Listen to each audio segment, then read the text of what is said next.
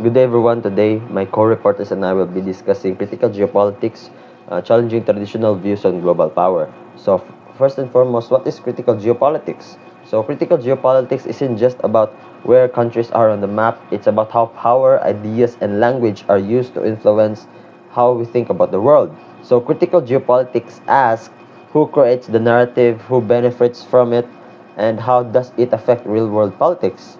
So, there are four types of critical geopolitics. First will be the formal geopolitics, practical geopolitics, popular geopolitics, and structural geopolitics. So, formal geopolitics is the academic study of how geography shapes global power. It focuses on the theories created by scholars like Halford Mackinder, who believe that controlling key regions like Central Eurasia could lead to world domination. These ideas weren't just random, they were influenced by political goals of their time, like supporting empires or building global influence. So, in short, formal geopolitics studies how intellectuals and institutions use geography to build big ideas about power and space. Hi everyone! So since Mr. Peñalosa is already done tackling about formal geopolitics, it is now time for us to talk about practical geopolitics. So practical geopolitics is how politics and world issues interfere or show up in our everyday life. One example would be scrolling through TikTok on a random day and then seeing a post saying that a certain country is always causing a problem. And within that video, it shows how horrendous are the crimes that this country has done towards other people or even to other countries. Or another example would be a news anchor calling another country dangerous. Now these aren't just random opinions because these random opinions, they technically shape how we think and see the world. Practical geopolitics studies how those everyday things like social media, speeches by politicians, and video games that we play on vacant times influence our views on which countries are good, bad, or powerful. This means that practical geopolitics helps us understand on why are this message being said and who benefits from this message. One of the type of critical geopolitics is popular geopolitics. It explores how media, entertainment, and cultural narratives influence public perceptions of international affairs. To better understand this, let's delve into media. We will compare two different headlines from two different media outlets. In the Russian news, the words used are to protect people, while in the West, words used are invade.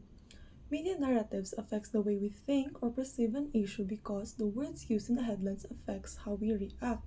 Now, notice how the words used can actually justify or condemn the action of a state. Now, another example is from entertainment, the movie Black Panther and how it shapes global perception. Black Panther is not just a superhero movie, it helps how the world thinks about Africa. It shows Africa, a country that is rich and powerful, and this gave people a new way to imagine Africa. It made the world more curious. This is an example of popular geopolitics, which is a movie influencing how people views countries. The way countries interact isn't just about land and power anymore. It's about something deeper, messier, and harder to control. That's because the world today is more connected than ever. What we're seeing is part of something called structural geopolitics. It's about how countries are tied together by global systems like trade, internet, and shared risk. First, we have is globalization, where countries are so connected that what happens in one place can affect the whole world because we all depend with each other for trade, money, and resources. Next is informationalization.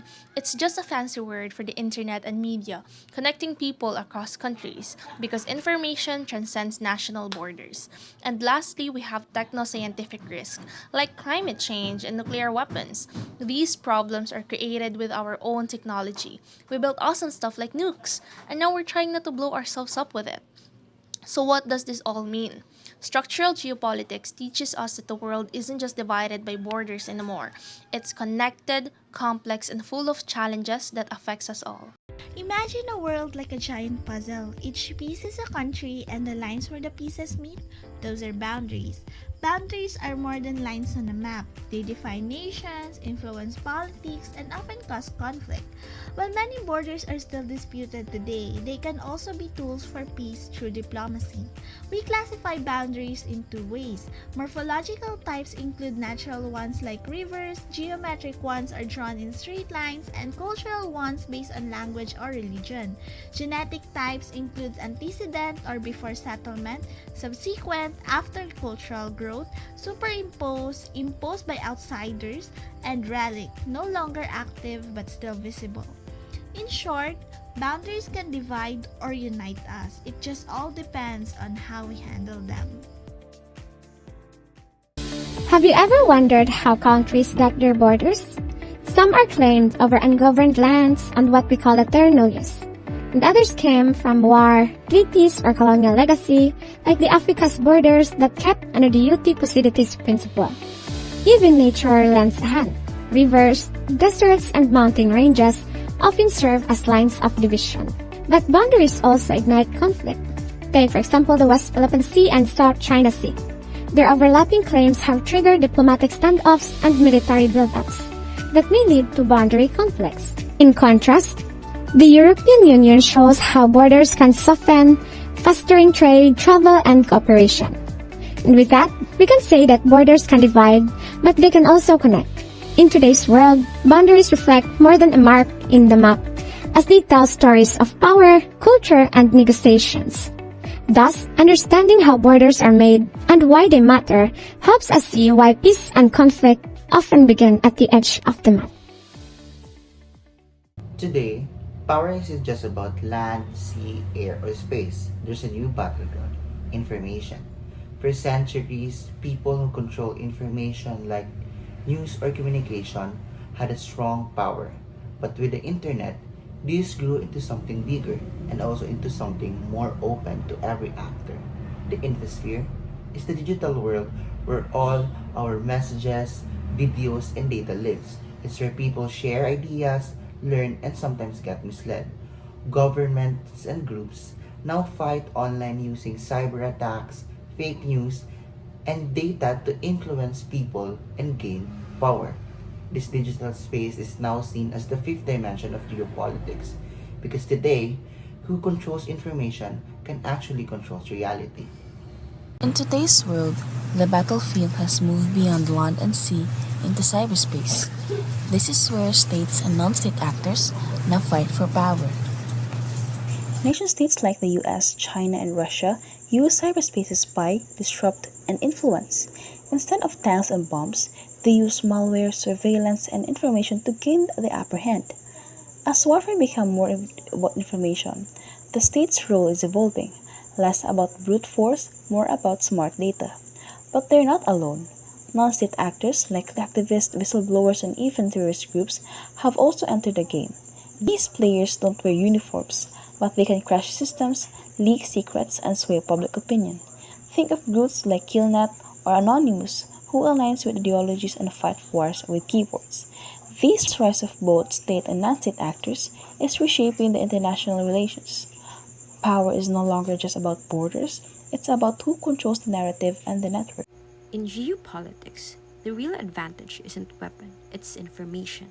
Nations with better intelligence can predict threats, prevent conflict, and outmaneuver rivals without firing a shot.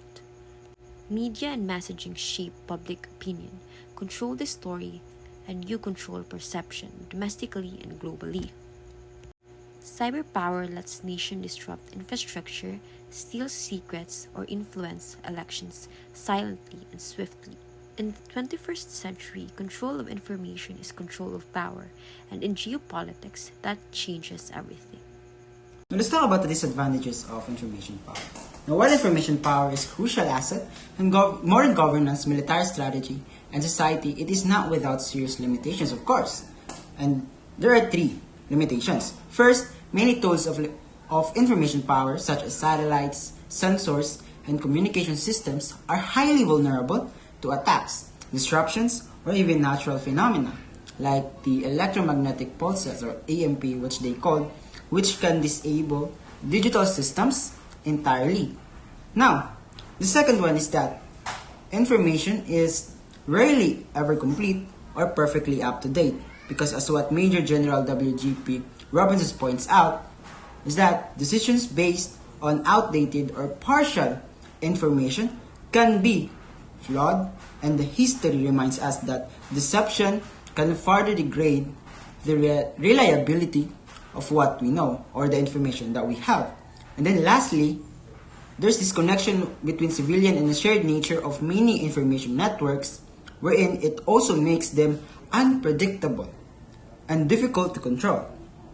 Now, this interconnectivity can work for or against a user. While it might help conceal activities and in cyberspace, it also increases the risk of unattended or unintended consequences, such as cyber attacks that backfire and damage one's own systems.